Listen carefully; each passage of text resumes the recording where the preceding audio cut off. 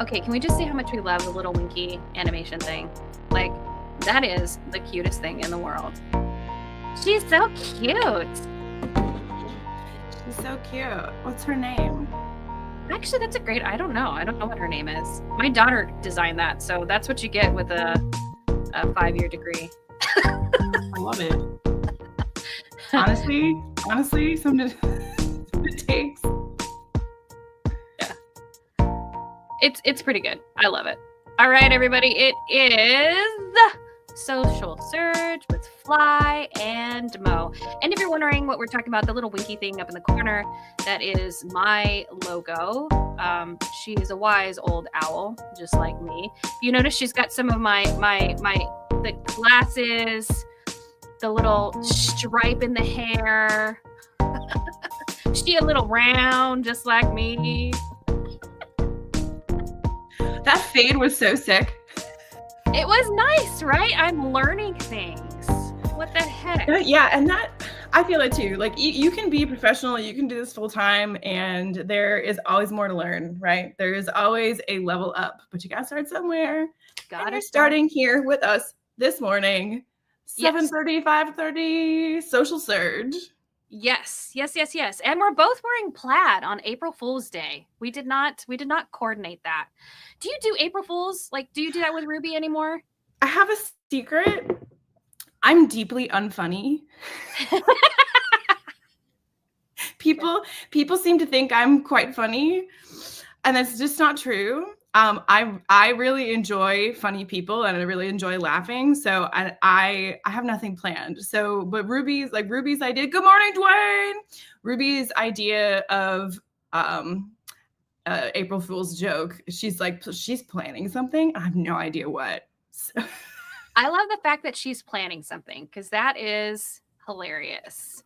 I don't know where she gets that from.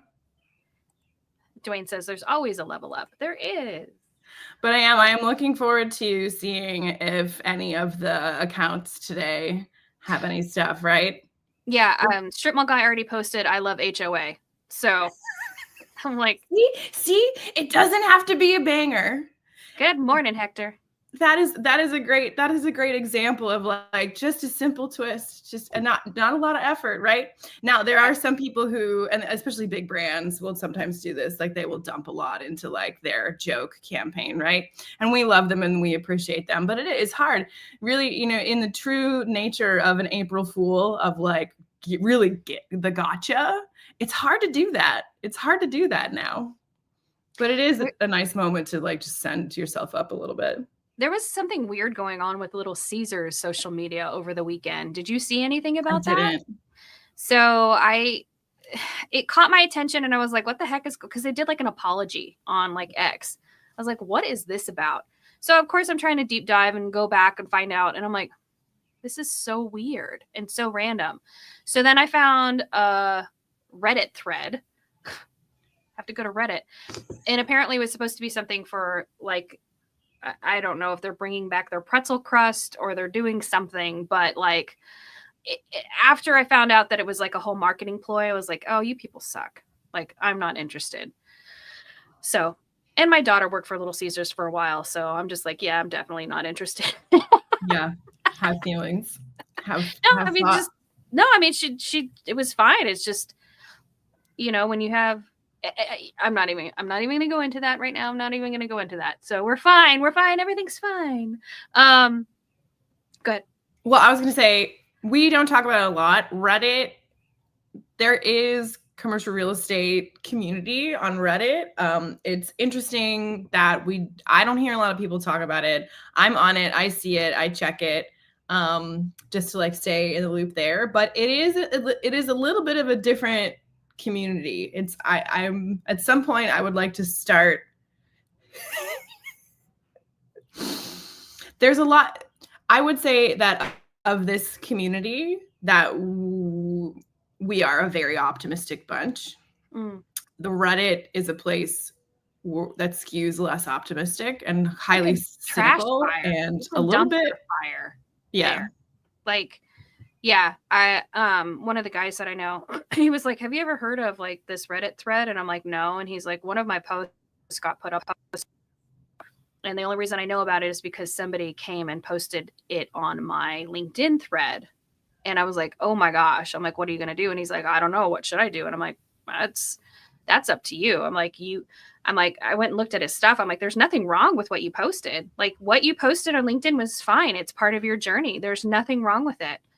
But he was getting slammed on that Reddit thread.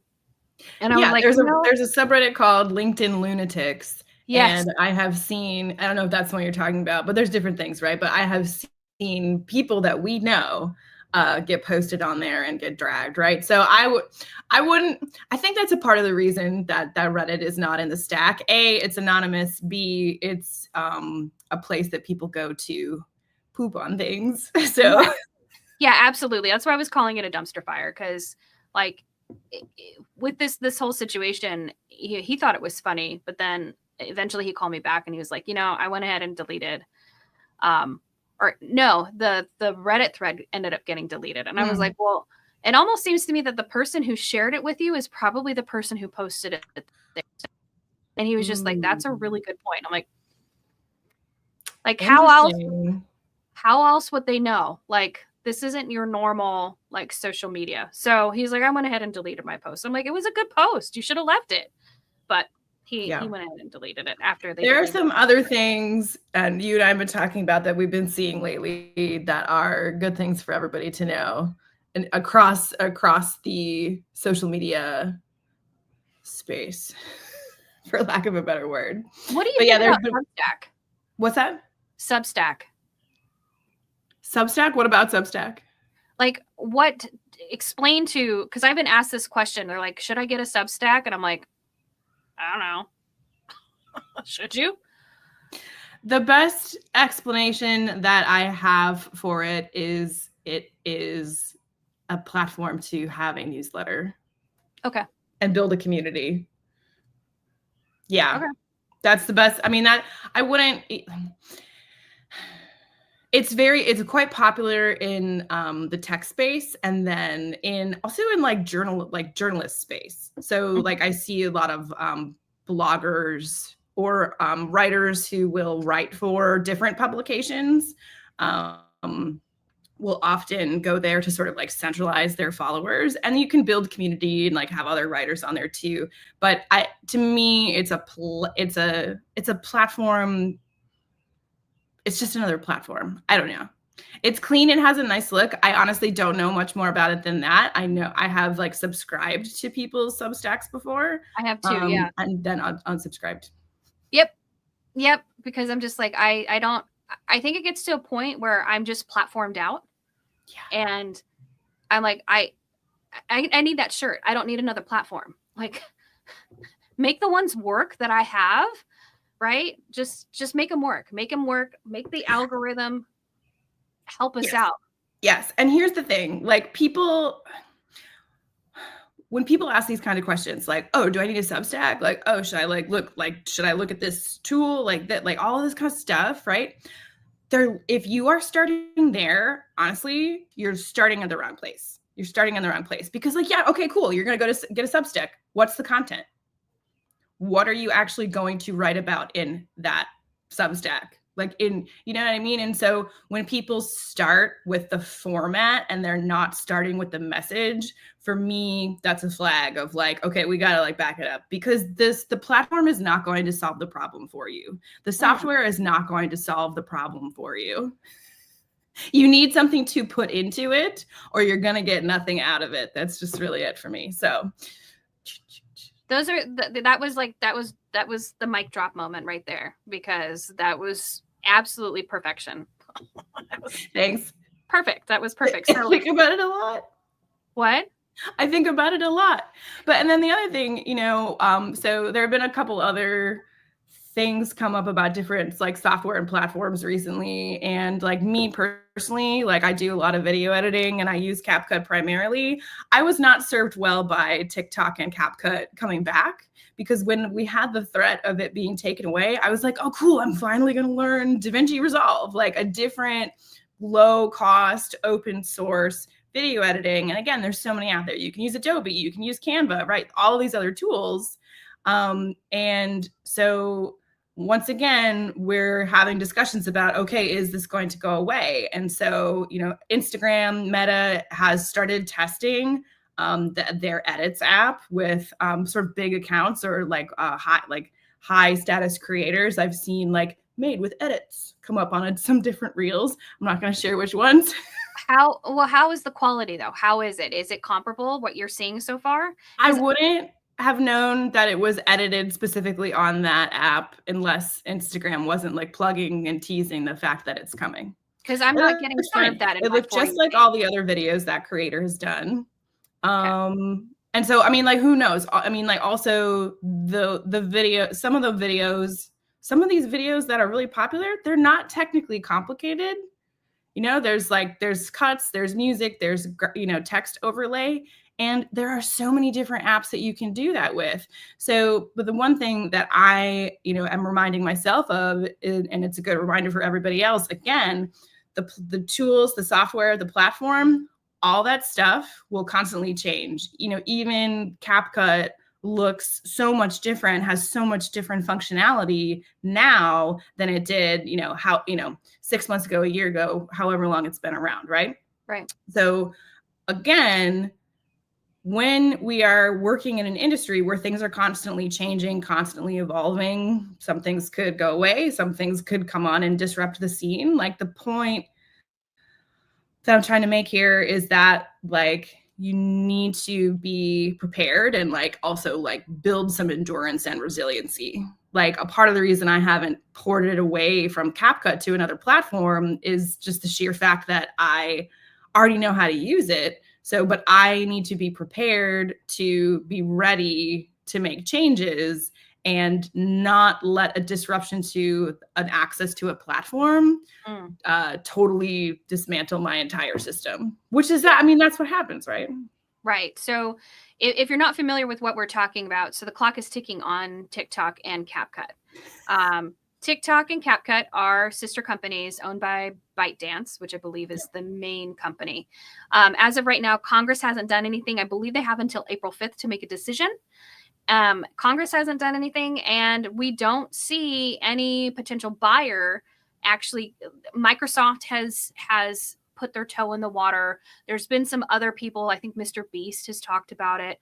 Like, there's been other people who have talked about it, but nothing has happened. So as of right now, if you're using TikTok, if you're using CapCut, if all of your content creation eggs are in the TikTok basket, you might be shit out of luck, because as of right now, April 5th, it's gone. Now, that doesn't mean you're going to delete it from your app. Though I do love the enterprising people who put their phones on sale on eBay because they still had TikTok downloaded. And like, they were going for like $10,000. So no joke. This is like capitalism at work. Yay, capitalism.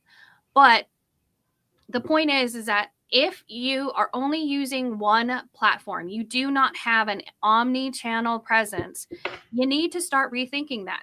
Now, most of you, I understand, are on LinkedIn, right? Like, you're like, I don't really care about video, but you should, because LinkedIn is prioritizing. Can I say that more obnoxiously?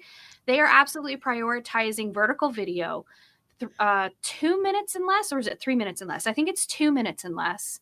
And you will notice this, and it is a significant difference on mobile. Not so much on desktop, which is where I spend a lot of my time on the platforms, is on desktop. That's a lie. I'm literally right here, and then I've got my phone right there, and then I've got, I'm like, it's everywhere for me. But I'm saying for most of you, you're going to be on your phone. Next time you are on LinkedIn or on any of the platforms, see how much video is popping through at an alarming rate, right? Again, like I said, on LinkedIn mobile, more noticeable than on LinkedIn desktop. You'll notice I find myself scrolling video. I'll watch an Aviva video. I'll watch one of her clips from one of her interviews. And then all of a sudden, like, it swipes and it goes to the next like commercial real estate video. And then it goes to the next commercial real estate. And then like 10 minutes have gone by and I'm like, shit, I'm still here watching video. Yeah. And it's like stuff I haven't seen yet. So it's great. But again, we're very much that video generation right now. So if you have been using CapCut, which I absolutely love because I'm lazy, and CapCut is super, so I pay for the pro, I use the templates. I know I have 20 photos or a mix of 20 photos and video to use, and I'll pop them in there. So the one thing I love about CapCut and what made it so easy to use, or makes it so easy to use, is that you can actually adjust your videos. Now, in the native editor in Instagram, now I'm talking about Instagram, you can't do that. So they do have templates that you can use, but you can't edit it the way that you can in CapCut. So it makes that in-app editor not as user-friendly. So now let's go to edits. You're like, holy crap, Mo. We've talked about a whole bunch of stuff. Edits is now going to be a brand new app that Instagram Meta is bringing out. They were supposed to launch it last month, and I can officially say that because it's April 1st. They were supposed to launch it last month. Then it was bumped to March 31st, and now it's been bumped again to sometime in April that they're going to launch it. So hoping that this new edits app is actually going to work. I'm assuming it's a clone. I'm assuming they didn't reinvent the wheel. They just copied like they normally do. Yeah. It'll be interesting to see what kind of restrictions they put on us, right? Am I going to be able to? So there's a CapCut TikTok hack. I don't know if it's a hack or go around. Loophole. But what? A loophole? What is it? That's perfect. It's a loophole, right? So what you do is you create your content in CapCut, and then you go ahead and you say you're going to post to TikTok. And when you post to TikTok, you don't actually post it. It just loads and then it saves to your phone without the watermark. So that's kind of one of the things that I'm wondering is interesting. If Instagram is going to put a watermark on there and force you to have an IG or an edits watermark on everything. On those videos that you saw, again, I haven't seen anything natively on my For You page. Did it say, like, was it underneath the video made with edits, or it looks like, okay, so it's like if you look at I should have taken a screenshot. You have your phone and then you're scrolling, right? And then like over here is the like button and over here's like all the info. It was like right there above the username. And it looks more like, is there even a term for it? Because it's not an overlay on the video. It's like an app overlay of like up here, you'll have like, you see the people who liked it, or like by the floating bubbles of the people's faces with the heart. It looks like it was in the app itself and not a watermark, if that makes sense. I mean, it's all two-dimensional. So there's no foreground and background, but it seemed more like you were looking at it through the app as opposed to being native in the video. Also, and this is interesting, I don't know why I haven't looked this up before, there are no announced plans for an edits desktop version. So for me, that makes it, I look at your face.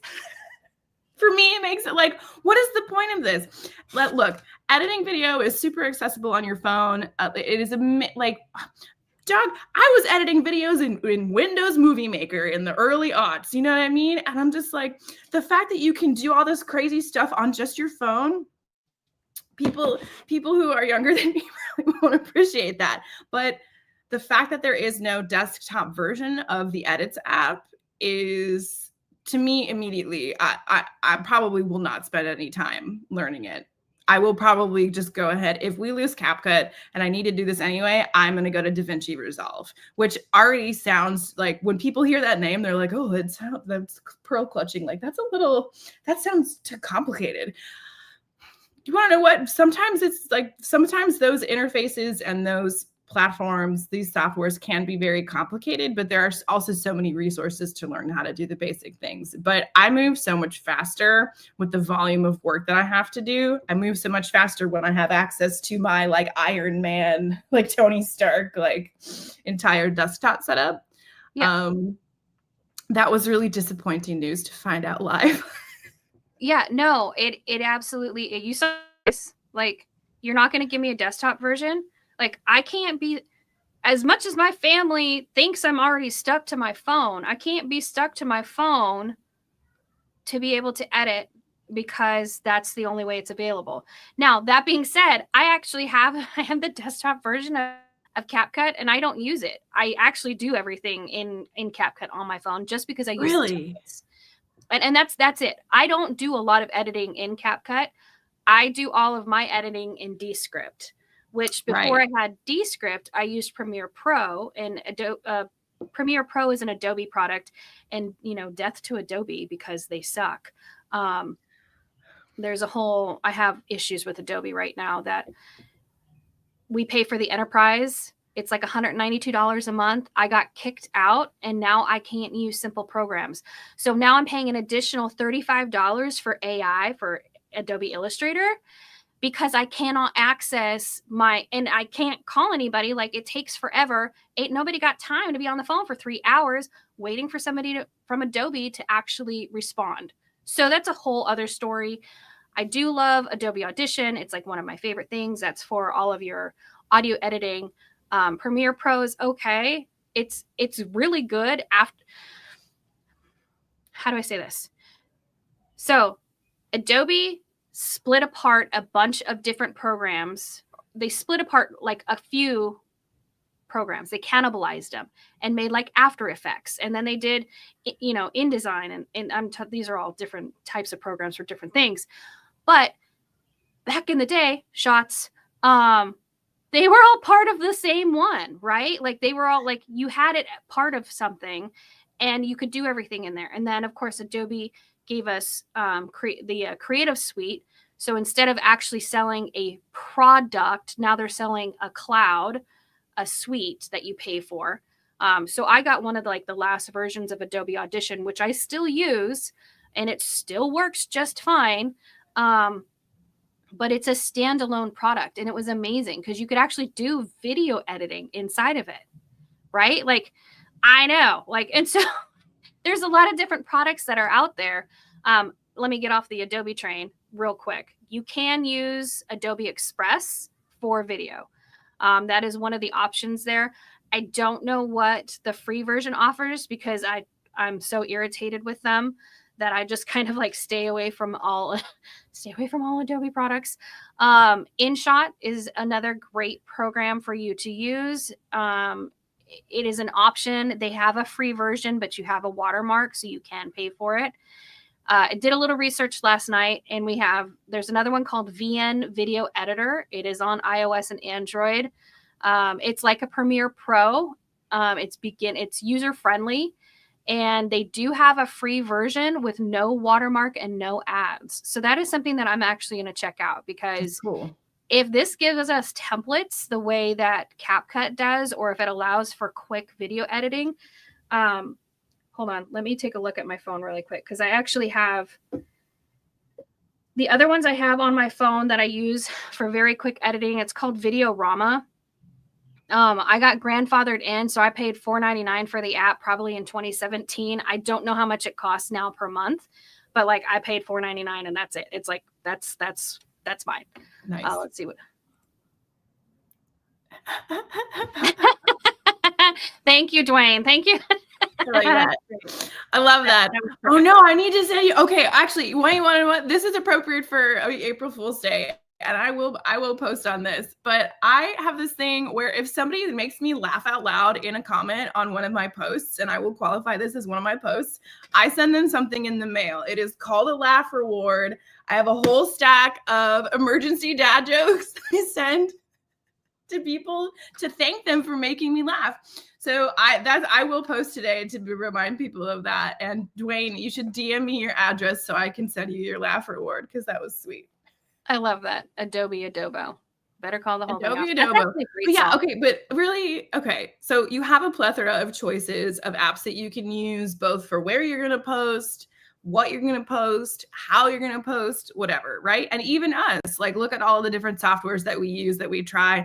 And I got to tell you something, even now still, when I open up Adobe Illustrator or Photoshop or any one of those other, the beefy apps, you open that up and you're like, what do I do? Where do I start? When apps start to get so intensely feature rich, they are quite powerful, but it creates a lot of friction and space between the user and the interface, right?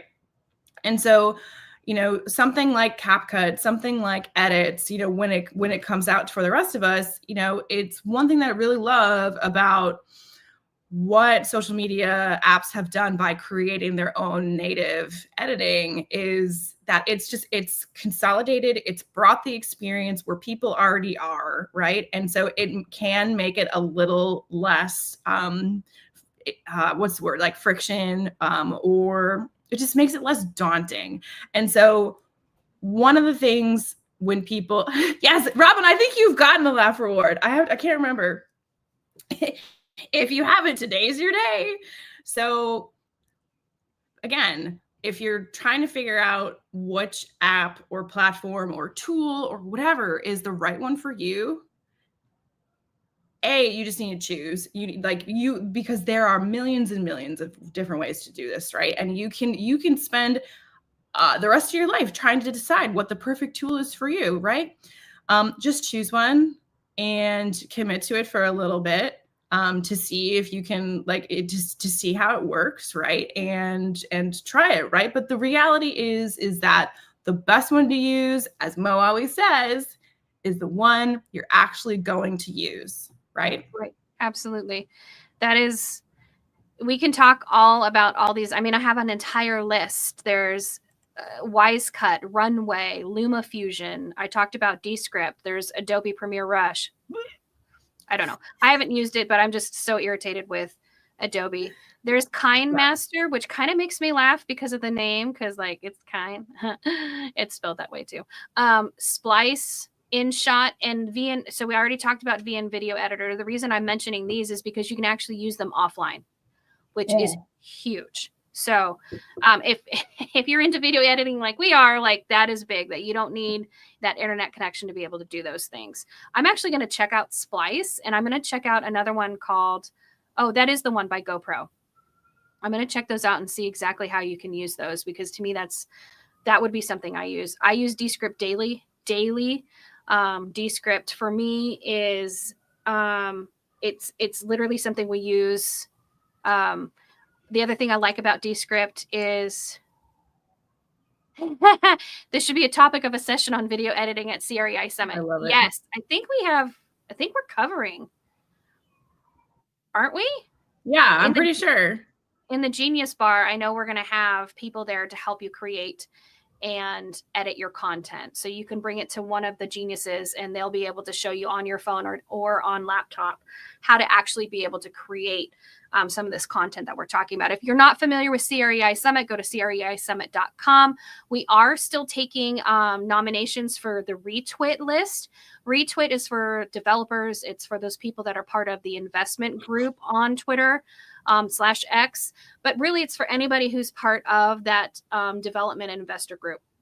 And you go to CREI-Summit.com/CREI-list. Yeah. And you can submit your nomination there for either yourself or for somebody that you know who is part of that community. And we're taking nominations through April 8th. Nice. Yes. Which is soon now, suddenly. Yeah. It's like right around the corner. So yes. So at CREI Summit, we're going to be sharing a lot of the different things that you can do with socials and our socials with the different editing apps. But, do yourself a favor. Try them out. If you haven't jumped on the CapCut bandwagon, you don't have to worry about it. But for Fly and myself, who use it on a daily or use it to create content quickly, and I mean, Robin's a perfect example of that. I'll jump off. I know you got to go. Sorry, yeah, I know. I'm just like, all of a sudden I've got. Robin's a perfect example. We were in Atlanta at CREI Summit there, and I was showing her how to use CapCut to create quickly content on the fly. Oh my gosh, content on the fly. I know. It's just like I get on the fly and fly on the wall a lot, and I'm just like so sad that I actually live up to my name. It's like so cliche. I really do. Like fly on the wall is like literally just what I want to be. We could have fun with that. Okay, you have to go. I'm gonna go. We gotta go. Let's talk. Yeah, let's talk more about everything on Thursday. What I love how I said that like I had a point. Let's go crush. Make me laugh on the internet today, everyone, please. I really, really need it. If you guys have questions about any of the stuff that we talked about, our DMs are open. And then also, I have a school group coming up. We have a wait list going on right now.